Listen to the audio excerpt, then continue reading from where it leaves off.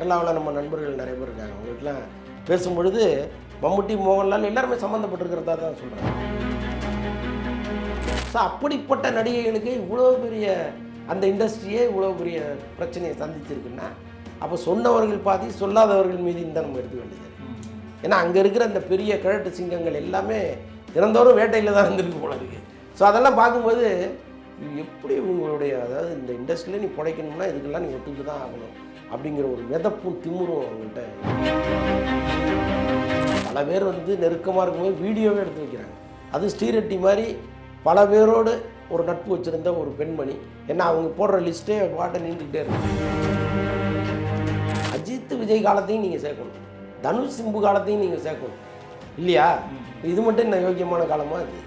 இங்கே என்னென்ன நடந்ததுங்கிறத அவங்களுக்கு தெரியாதா?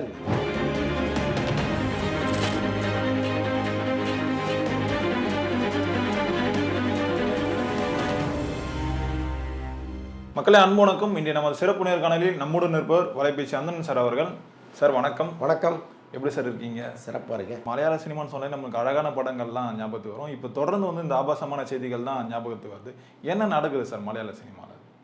அதுதாங்க, இவ்வளோ பெரிய விஷயங்கள்லாம் நடந்திருக்காங்கிறது கேட்கும்போதே அதிர்ச்சியாக இருக்குது. எப்போவுமே இந்த மலையாள நடிகைகள் வந்து பூ, பார்வதி, ரீமா கல்லிங்கல் இவங்கெல்லாம் பார்க்கும் பொழுது ரொம்ப அறிவும் அழகும் ஒருங்காய் இணைந்தவர்களாக இருக்காங்க. அவங்க ரொம்ப அந்த போல்ட்னஸ், அவங்க பேசுறது, அந்த பெண்களுக்கான உரிமையை நிலைநாட்டுவதற்கான ஒரு போராட்டம், இது எல்லாமே அவங்க வந்து இப்போ இங்கே இருக்கிற நடிகைகளோட ஒரு ஸ்டெப்பு மேலே தான் இருக்காங்க. ஸோ அப்படிப்பட்ட நடிகைகளுக்கு இவ்வளோ பெரிய அந்த இண்டஸ்ட்ரியே இவ்வளோ பெரிய பிரச்சனையை சந்திச்சிருக்குன்னா அப்போ சொன்னவர்கள் பாதி, சொல்லாதவர்கள் மீது தான் நம்ம எடுக்க வேண்டியதாக இருக்குது. ஏன்னா அங்கே இருக்கிற அந்த பெரிய கிழட்டு சிங்கங்கள் எல்லாமே தினந்தோறும் வேட்டையில் தான் இருந்திருக்கு போல இருக்குது. ஸோ அதெல்லாம் பார்க்கும்போது எப்படி உங்களுடைய, அதாவது இந்த இண்டஸ்ட்ரியில் நீ பிழைக்கணும்னா இதுக்கெல்லாம் நீ ஒத்துக்கிட்டு தான் ஆகணும் அப்படிங்கிற ஒரு மிதப்பும் திமுறும் அவங்கள்ட்ட இருந்திருக்கு. அது எல்லா இண்டஸ்ட்ரியிலையும் இருக்குது. இப்போ ஆந்திராவிலாம் இருக்குது. பல கதைகள் நம்ம கேட்டிருக்கோம். மோகன் பாபு, பாலகிருஷ்ணா, அவங்க கதையெல்லாம் கேட்டால் நம்ம பயமாக இருக்குது. இப்படி இல்லாமல் இருந்தாங்கங்கிற மாதிரி இருக்குது. அவங்க அவங்க வந்து அப்படி கம்பீரத்தோட நான் நினச்சா அது நடக்கணும் அப்படிங்கிற இடத்துல எப்போவுமே இருந்திருக்காங்க. இன்றைக்கி டாப்பில் இருக்கிற பல நடிகைகள் அவங்களெல்லாம் தாண்டி அவங்க தான் எப்படி சமாளித்தாங்கன்னே தெரில. அண்ணா ஐயான்னு ஏதாவது காய் எடுத்து கும்பிட்டு காலில் விழுந்து எப்படியோ தப்பிச்சு அவங்களுக்கான இடத்த பிடிச்சிருக்கிறாங்க. அதை வந்து நம்ம உறுதியாக யோசிக்க வேண்டியதாக இருக்குது. பட் இந்த நெருப்பு ஆற்றல் நீந்தி தான் ஒவ்வொருத்தரும் வந்திருக்காங்க. இப்போ மலையாள இண்டஸ்ட்ரி வந்து ஒரு மிகப்பெரிய கலவரத்தில் இருக்குது. இப்போ இன்றைக்கி அம்மா அமைப்புலேருந்து ஒட்டுமொத்தமாக எல்லாரும் ரிசைன் பண்ணியிருக்காங்க. அதற்கு காரணம் அங்கே இருக்கிற இன்னும் பல பேர் இதுக்குள்ளே சிக்கியிருக்காங்கன்னு சொல்கிறாங்க. இப்போ இந்த கமிட்டி அந்த அறிக்கை வந்து முழுமையாக வெளிவரும்போது பெரிய புயல் அடிக்கும். இப்போ மோகன்லால் தான் தலைவராக இருந்திருக்கார் சார். இப்போ அவரே வந்து ராஜினாமா பண்ணியிருக்காரு. இப்போ நடிகர்களுக்கு ஏதாவது பிரச்சனை இவர் தான் ஆக்ஷன் எடுக்கணும். ஆனால் இவரே ராஜினாமா பண்ணிட்டு அமைதியாக போகிறாருன்னா இவரும் இதில் சம்மந்தப்பட்டிருக்காருன்னு சொல்கிறாங்க சார். இல்லை சொல்கிறாங்க. இப்போ கேரளாவில் நம்ம நண்பர்கள் நிறைய பேர் இருக்காங்க. அவங்களுக்குலாம் பேசும்பொழுது மம்முட்டி, மோகன்லால் எல்லாருமே சம்மந்தப்பட்டிருக்கிறதா தான் சொல்கிறாங்க. இது ஒரு பெரிய பூகம்பமாக அங்கே வெடிக்க போகுது. பிஜு மேனனே இப்போ எம்பி, அவரே இதுக்குள்ளே வருவாருன்னுலாம் சொல்கிறாங்க. பக்கத்து ஸ்டேட்டில் எந்த மாதிரி இருக்குது, தமிழ்நாட்டில் இருக்க இந்த நடிகர் சங்கம் சார் அவங்களாம் கொஞ்சம் பயத்தில் இருக்குன்னு சொல்கிறாங்களே சார். அது நிச்சயமாக இங்கே ஆனால் யாரும் அப்படி வாய் திறப்பதற்கான ஆட்கள் யாரும் இல்லை. நீங்கள் இன்னொன்று வந்து இப்போ கேரளாவை பொறுத்தளவுக்கு அங்கே இருக்கிற அரசியல்வாதிகள் ஒரு இந்த பிரச்சனையை அப்படியே மூடி மறைச்சிடணும், இன்ஃப்ளூயன்ஸை பயன்படுத்தணும், இவரெல்லாம் காப்பாற்றணும்னு இடத்துல இல்லை.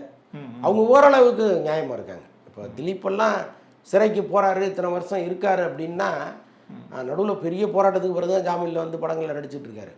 ஆனால் அதே தமிழ்நாட்டில் நடந்திருந்ததுன்னா இவ்வளோ பெரிய ஆக்ஷன்லாம் இங்கே எடுத்துக்க மாட்டாங்க. ஒன்று அவர் ஏதாவது ஒரு கட்சியில் சேர்ந்து தப்பிச்சிருப்பார், அல்லது ஏதோ ஒன்று பண்ணி ஒரு சமரசம் பண்ணி விக்டிமையை கூப்பிட்டு மிரட்டி நீ கேஸை வாபஸ் வான்னு சொல்லியிருப்பாங்க. அதுதான் நடந்திருக்கு. எப்போவுமே இங்கே இருக்கிற ஆளுங்கட்சியாகட்டும் எதிர்கட்சியாகட்டும் அல்லது ஒரு உதிரி கட்சியாக இருந்தால் கூட சரி, அவங்களுக்கான பலத்தை காமிப்பாங்க. அவர் சம்மந்தப்பட்ட ஒருவர் இந்த மாதிரி ஒரு விஷயத்தில் மாட்டிக்கிட்டாருன்னா ரொம்ப ஈஸியாக வெளில எடுத்துருவாங்க நம்ம ஊரில். பட் கேரளாவில் அது நடக்கலை. அது ரொம்ப எனக்கு நிஜமாக கேரளாவை பொறுத்தளவுக்கு இந்த வழக்கில் ஒரு நல்ல தீர்ப்பு வரும்னு நான் நினைக்கிறேன். பட் அது தமிழ்நாட்டிலேயோ ஆந்திராவிலேயோ கர்நாடகாவிலேயோ நடக்கவே நடக்குது. ஏன் அப்படி சார் நடக்காமல் இருக்கு? அதுதான் சொல்கிறேனே, அரசியல் தலையீடுக்குள்ளே வந்துடும். நீங்கள் பாதிக்கப்பட்ட பெண்ணையே குற்றவாளியாக்கி திருப்பி அனுப்பிடுவாங்க, உனக்கு பைத்தியம் முடிச்சுட்டு போகணுன்னு. ஸோ அதெல்லாம் நடக்கும். இப்போ நேற்று விஷால் கிட்ட கேட்கும் போது அவரும் அதான் சொல்றாரு, யாராவது அட்ஜஸ்ட்மெண்ட் கேட்டால் செருப்பு எடுத்து காட்டுங்க அப்படின்னு சொல்லியிருப்பாரு. ஸ்ரீரெட்டிக்கு பற்றி கேள்வி கேட்டிருப்பாங்க, ஸ்ரீரெட்டி நீங்கள் யாருன்னு தெரியாது அப்படின்ற மாதிரி சொல்லியிருக்காரு சார். இது எப்படி எடுத்துக்கலாம் சார் நம்ம? இல்லைங்க, அந்த விவகாரத்தில் எனக்கே கூட சில மாற்று கருத்துக்கள் உண்டு. இப்போ ஸ்ரீரெட்டி வந்து போகிற போக்கில் விஷாலை வந்து சொல்கிறாங்க. பட் அதற்கான ஆதாரம் என்ன வச்சுருக்கீங்க?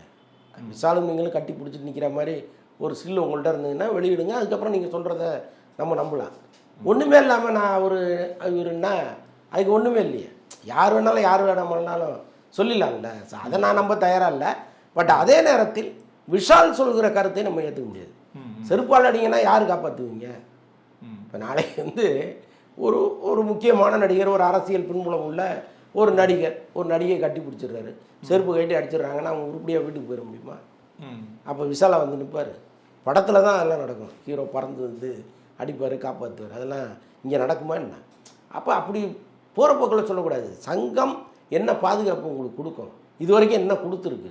இதுக்கு முன்னாடி சங்கத்தில் கம்ப்ளைண்ட்டே வரலையான்னா நிறையா வந்திருக்கு. என்ன பண்ணியிருக்கீங்க நீங்கள்? இப்போ இன்றைக்கி விசித்ரா பேசுகிறாங்கல்ல, எனக்கு ஒரு பிரச்சனை வந்தப்போ நான் இங்கே சொன்னேன், யாருமே கண்டுக்கலன்னு சொல்கிறாங்கல்ல, அதுக்கு என்ன பதில் இருக்குது உங்கள்கிட்ட?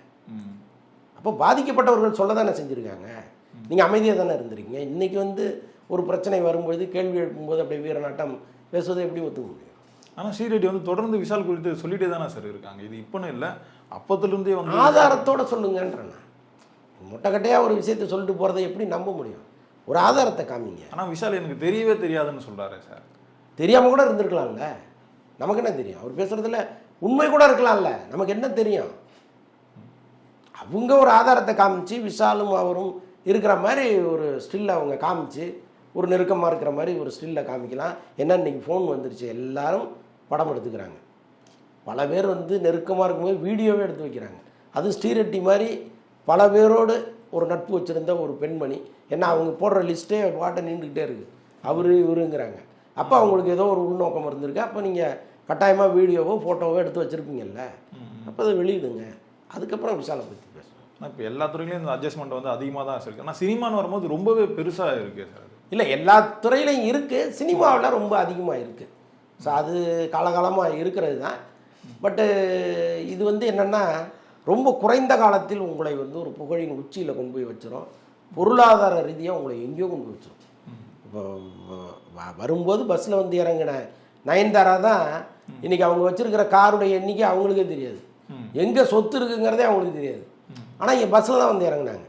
அப்போ இந்த புகழ் இருக்குல்ல, அது கொண்டு போய் கொடுக்குற உயரம் வேறு, கொடுக்குற பொருளாதாரம் வேறு. அப்போ இந்த துறையை தான் அவங்க தேர்ந்தெடுத்து வராங்க. இங்கே நடக்கிற பல பிரச்சனைகளை நம்ம சகிச்சுட்டு வாழ்வோங்கிற ஒரு மனநிலை முதல்ல அவங்களுக்கு வந்துடுது. எப்படியா நம்ம ஜெயிச்சிடணும் அப்படிங்கிறது வந்துடுது. இதெல்லாம் முடிஞ்சு போச்சு போன தலைமுறையோட. இந்த சோசியல் மீடியா வந்த பிறகு ஒரு தலைமுறை வந்தது பாருங்க, இது வேறையாக இருக்குது. இங்கே நீங்கள் வந்து ஒருத்தரை ஃபோர்ஸ் பண்ணி நீ இது இருந்தால் தான் இது இருக்குன்னா போடா வெண்ணன்ட்டு போயிடுவாங்க. ஸோ அப்படிப்பட்ட பெண்கள்லாம் இன்றைக்கி வந்துட்டாங்க. நல்லா படித்த பெண்கள் வராங்க, நிறைய அறிவு கூர்மையான பெண்கள்லாம் இங்கே வந்துட்டு இருக்காங்க. ஸோ அதனால் அந்த காலம் வந்து மெல்ல மெல்ல போயிட்டுருக்கு. இப்போ அடுத்த தலைமுறை வருது, இது கொஞ்சம் பிரைட்டாகவே இருக்குது, நம்பிக்கையோடு இருக்கலாம். அந்த லக்ஷ்மி ராமகிருஷ்ணன் ஒரு நேர்காணலில் சொல்லியிருப்பாங்க சார், அஜித் விஜய் அவங்களுக்கு முந்தைய தலைமுறை இருக்கலாம், அவங்களாம் வந்து ஒழுக்கமானவங்களை அவங்களால சொல்ல முடியுமா அப்படின்னு ஒரு கூட்டம் வந்து முன்வைக்கிறாங்க. எல்லாரும் அமைதியாக தான் கடந்து போகிறாங்க, யாருமே எதுவும் சொல்லாமல் இருக்காங்களே சார். ஆமாங்க, இங்கே ஒரு பதில் சொன்னால் அந்த பதிலுக்கு இன்னொரு பதில் வரும், இன்னொரு பதில் வரும், இன்னொரு பதில் வரும். அது அவங்களே அவங்கள கேவலப்படுத்திக்கிற மாதிரி ஆகும். ஸோ அதனால் சொல்ல மாட்டாங்க. இன்னொன்று அவங்களும் எதுவும் தெரியாமலாம் சொல்லலை. இந்த இண்டஸ்ட்ரியில் எவ்வளோ பேரை பார்த்துருப்பாங்க அவங்க. ஆனால் அவங்க சொன்னதில் ஒரு தவறு இருக்குது. அஜித் விஜய் காலத்தையும் நீங்கள் சேர்க்கணும், தனுஷ் சிம்பு காலத்தையும் நீங்கள் சேர்க்கணும் இல்லையா? இது மட்டும் என்ன யோக்கியமான காலமாக இது? இங்கே என்னென்ன நடந்ததுங்கிறது அவங்களுக்கு தெரியாதா என்ன? அப்போ அவங்க சேஃப்டியாக ஒரு கேம் ஆடுறாங்க. இதுக்கு முன்னாடி உள்ள தலைமுறையை சொல்லிட்டோம்னா நம்ம தப்பிச்சுக்கலாம், நம்மளை திட்ட மாட்டாங்கன்னு நினைக்கிறாங்க. அப்படிலாம் கிடையாது. தனுஷ் பீரியடில் தானே சுவிட்ச் லீக்ஸ் வந்துச்சு. அந்த வீடியோக்கள் என்ன போலியா ஏஐயில் செய்யப்பட்டதா? இல்லையே, எடுக்கப்பட்டது தானே. வெளியிடப்பட்டது தவறாக இருந்திருக்கலாம், இன்னொருத்தர் அனுமதி இல்லாமல் அவங்க ஃபோன் எடுத்து வெளியிட்டிருக்கலாம். ஆனால் அங்கே எடுக்கப்பட்ட வீடியோக்கள் உண்மை தானே. அப்போ அது இங்கே நடக்குது தானே.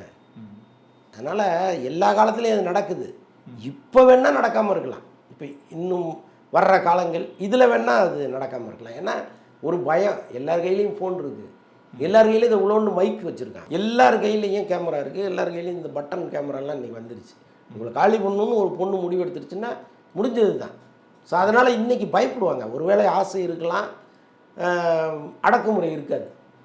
அவங்களா விரும்பி வந்தால் பார்த்துக்கலாங்கிற மாதிரி சூழ்நிலை இன்றைக்கி வந்துருச்சு. அதனால் லட்சுமி ராமகிருஷ்ணன் சொன்னதை கூட இன்னும் அவங்க கொஞ்சம் கிளாரிட்டியாக சொல்லலாம். ஆனால் இப்போ மலையாளத்தில் இருக்க நடிகைகள்லாம் ஓப்பனாக வந்து பேசுகிறாங்களா சார்? இப்போ பார்வதி சொல்லியிருந்தீங்க, அவங்க வந்து சொல்கிறாங்க ராஜினாமா பண்ணிட்ட போதில் ஒன்றும் இது இல்லை, அதுக்கான விளக்கத்தை வந்து சொல்லுங்கள் அப்படின்னு சொல்லி கேட்குறாங்க. ஆனால் தமிழ் சினிமாவில் இருக்க ஹீரோயின்கள் எல்லாருமே அமைதியாக தான் கடந்து போகிறாங்க இந்த விஷயத்த. அதான் நான் சொல்கிறேன்னா, அது வேறு, அங்கே இருக்கிறவங்க வேறு, அவங்களுடைய தைரியங்கிறதே வேறையாக இருக்குது. இங்கே அப்படி இல்லை. ஏன்னா அரசியல் சூழல் இங்கே எப்படி இருக்குது, அங்கே இருக்கிற அரசியல் சூழல் வேறு, இங்கே இருக்கிற அரசியல் சூழல் வேறு. அதனால் எல்லாத்துக்கும் பயப்பட வேண்டியதாக இருக்குது. ஓகே சார், பொறுத்திருந்து பார்ப்போம் சார் என்ன நடக்குது. ரொம்பவே நன்றிகள் சார் எங்களுடைய இவ்வளோ நேரம்.